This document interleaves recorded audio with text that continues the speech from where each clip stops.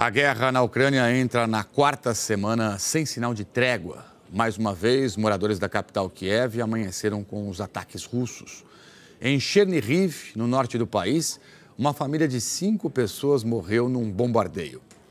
E no sul, uma boa notícia. Sobreviventes começaram a sair do teatro de Mariupol, atingido ontem pelos russos, apesar dos avisos de que tinha crianças ali no local. Vamos ao vivo até Genebra saber das últimas informações em relação à guerra com a nossa correspondente, a Bianca Rotier. Bianca, bem-vinda, boa tarde para você, sempre uma honra tê-la aqui. Conta pra gente, por favor, como é que andam as negociações entre Rússia e Ucrânia.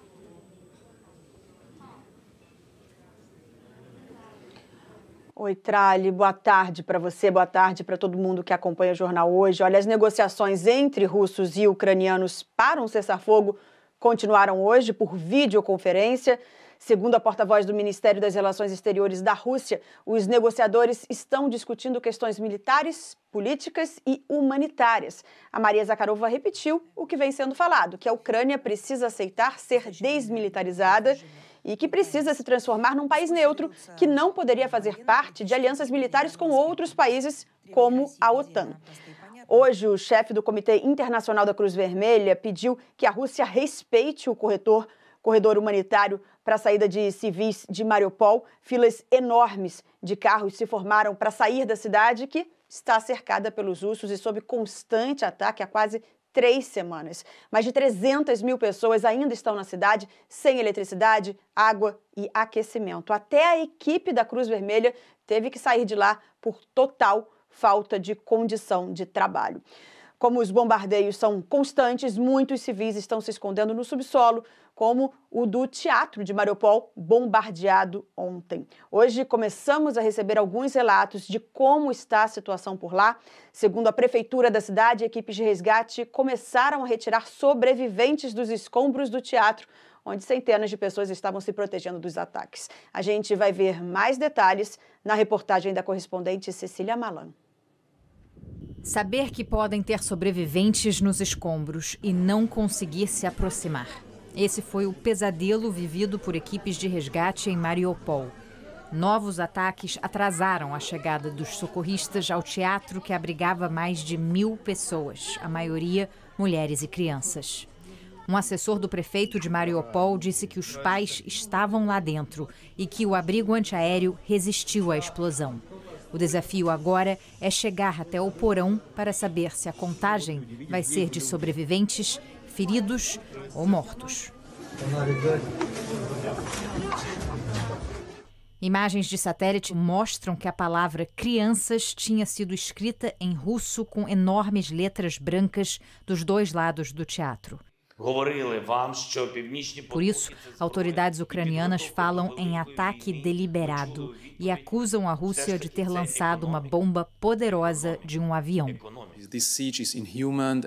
Desumano, disse o porta-voz da Comissão Europeia, uma grave violação do direito internacional humanitário.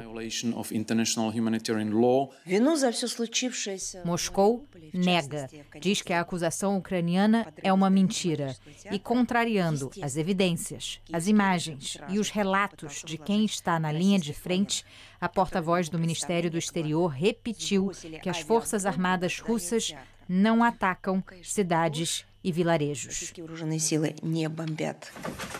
Hoje, no 22º dia de guerra, os bombardeios continuaram em cidades e vilarejos. Na capital Kiev, a dor de um é a dor de todos. Uma pessoa morreu quando os destroços de um míssil russo abatido pelos ucranianos caiu num prédio residencial de 16 andares. Como em outros dias, o ataque ocorreu cedo, pouco depois das 5 da manhã. A Rússia nos ataca e não sei porquê, disse esse morador.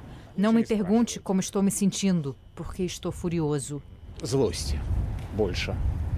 Um centro educacional foi atingido em Merefa, nos arredores de Kharkiv, a 2ª maior cidade do país.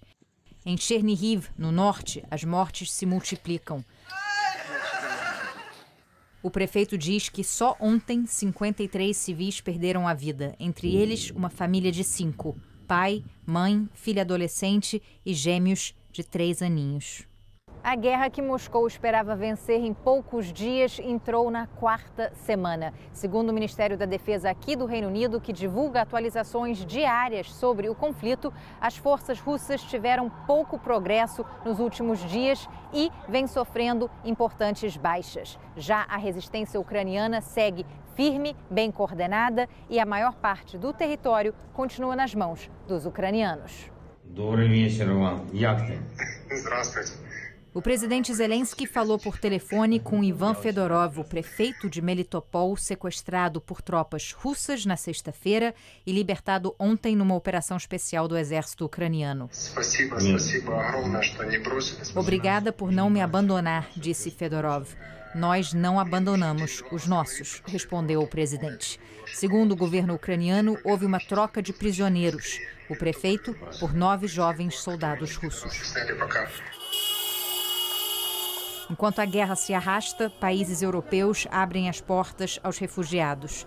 Taxistas espanhóis transportaram, de graça, mulheres, crianças e idosos, da Polônia até uma igreja em Madrid, onde receberam abrigo. A ONU disse esperar que essas incríveis demonstrações de acolhimento e solidariedade com os ucranianos sejam estendidas a todos que fogem de guerras e catástrofes humanitárias.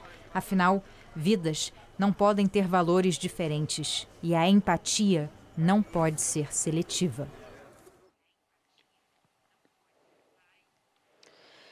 Para evitar mais sofrimentos, seguem as articulações entre líderes do mundo todo. Falando ao lado do secretário-geral da OTAN, o primeiro-ministro alemão elogiou o presidente ucraniano, mas foi absolutamente claro, a aliança militar do Ocidente não vai intervir nesta guerra.